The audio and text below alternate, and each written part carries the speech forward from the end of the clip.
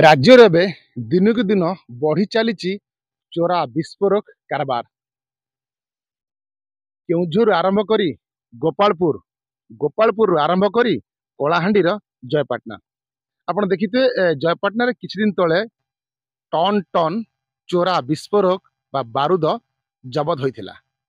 ए कथा आमे एइति कहि रखुछु केसिंगा थाना अंतर्गत पोड़खम ग्रामर जो जंगल अच्छी से जंगल भितरे देखंतु किभली एक बारूद गोदाम एठे करा जायछि।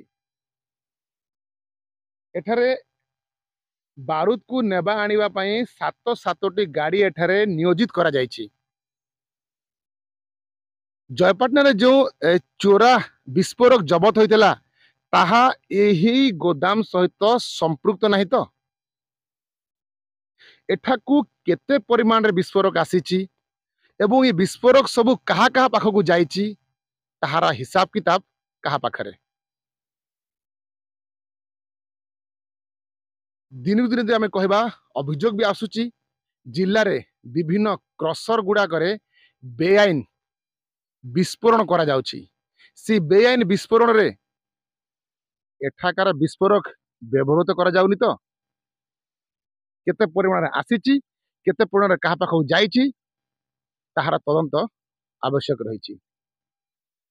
जितेबाला पानी मुंड उपर पार हो सेतेबाला प्रशासन आपणेब मार मारे भंडारिया को मारे।